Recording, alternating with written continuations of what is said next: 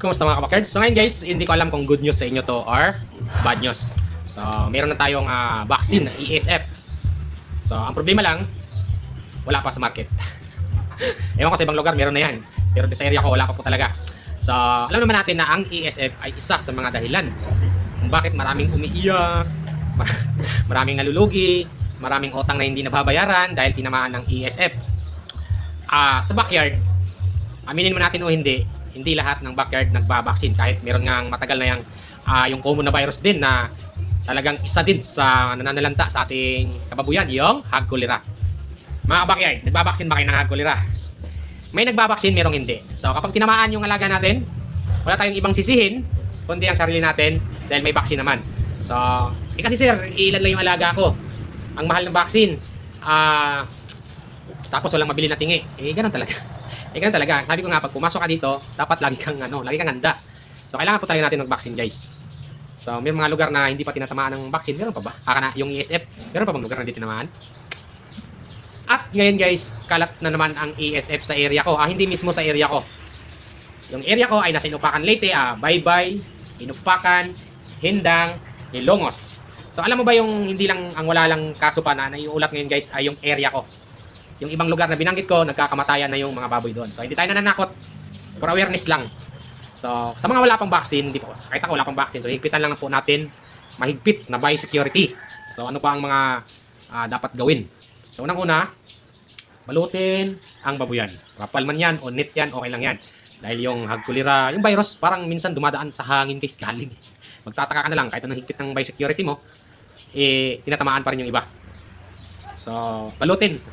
Talagang mag-invest ka guys. O talagang yung negosyo mo hindi babagsak. Kasi oras na tinamaan ka, wala kang ibang magagawa kundi umiyak. Masakit sa dibdib, tanggapin ng katotohanan. So pangalawa, yung pinakamahirap gawin.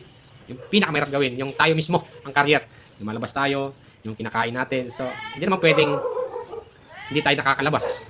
So ang the best way doon, pag lumabas ka, pagbalik mo, ligo ka talaga, palit ka ng damit bago ka pupunta sa baboyan. Ako minsan hindi ko nagagawa talaga yan guys. Kasi ganyan ako Labas, pasok ako So hindi ko naiiwasan, kaya kung naman mangyari, alam ko na kasi may pagkukulang, sarili ko lang din.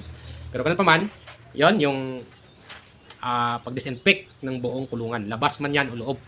Disinfect po talaga guys. Tapos yung pinapakain po natin, double check po natin. Mas maganda bumili guys. Hindi ko sinisiraan yung mga agribit Mas magandang bumili ng feeds kung may budget ka. Sako na guys. Huwag muna yung tingi-tingi. Papansin nyo sa mga agribit, nakatiwangwang lang yung mga bukas na sako dyan sa kung sino-sino pumapasok. So, puro for awareness lang para makaiwas sa bakterya.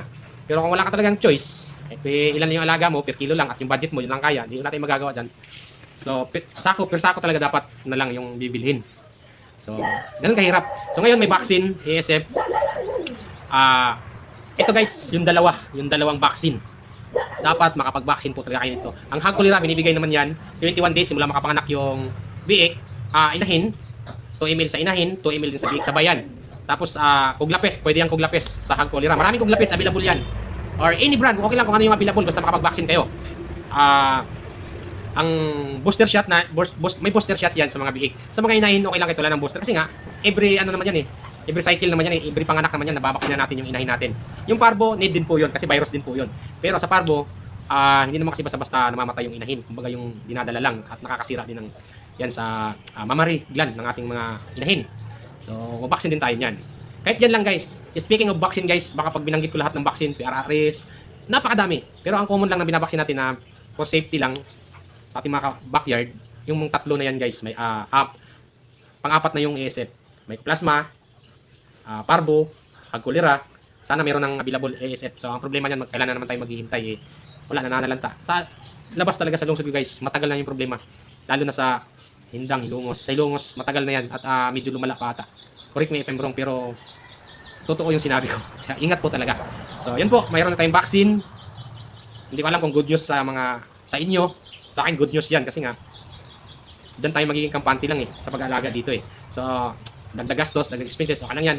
Ang live weight, sana tumaas na. Unti-unti nang tumaas, pero sana tumaas na. Pero pag tumaas yan guys, matagal din yan bababa. Ang problema lang ngayon,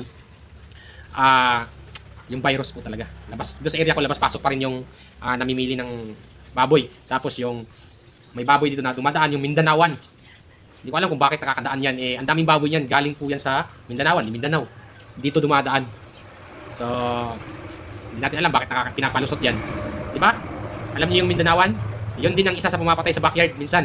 Bumabagsak din yan sila sa mga lungsod-lungsod minsan. So, backyard na naman kawawa. Tayo na naman. Mura na nga ng live weight. So, yan guys. Ingat po ang lahat. At sana makapag-vaccine kayo sa mga binanggit ko dahil napakahalaga po niyan. So, yan po. Maraming salamat. Happy Party.